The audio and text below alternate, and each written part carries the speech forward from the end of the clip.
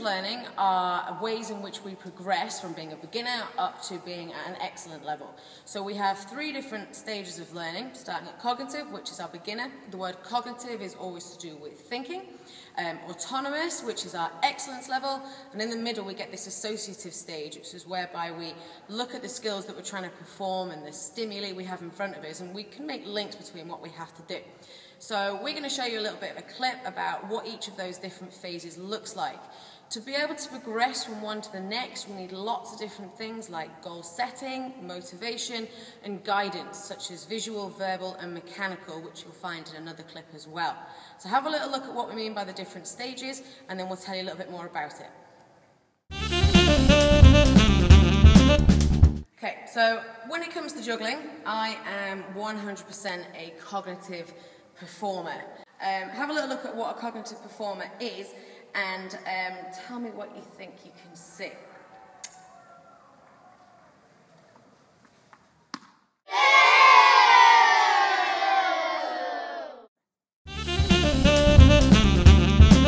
Mrs. Wilson is going to show you what an associative performer looks like. Now, she's actually an autonomous performer when it comes to juggling, but she can break the skill back down again, so don't get confused when you see her twice. She's actually got a kinesthetic awareness of what juggling should feel like, which means that her brain knows what juggling looks like, feels like, and the actions and order in which she has to do it in. So when she does something wrong, she knows what she's done wrong. For me, I don't know what I've done wrong, that's why I'm not successful.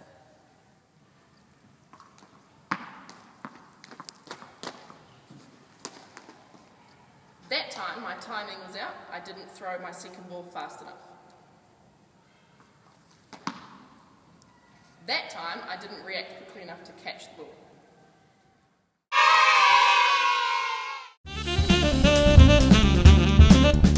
Next, Mrs. Wilson's going to show you what an autonomous performer looks like. Now, an autonomous performer not only knows what the movement feels like and looks like, they can take constructive criticism, so negative feedback, and they can also take on board other external stimuli whilst they're performing. So whilst Mrs. Wilson's performing, I'm going to shout some abuse at her and see if she can still keep juggling, because ultimately she should know her skill well enough that she can block me out and concentrate on what she's doing, which is what we see with professional athletes and things. They block the crowd out and therefore can concentrate on the skill that they're actually doing. All flew to Scotland, when well we see your likes again, that fought and died for upon that hill and glen, and stood against him, proud Edward's army, and sent him homeward to think again. See, Miss Wilson blocks the stimuli out.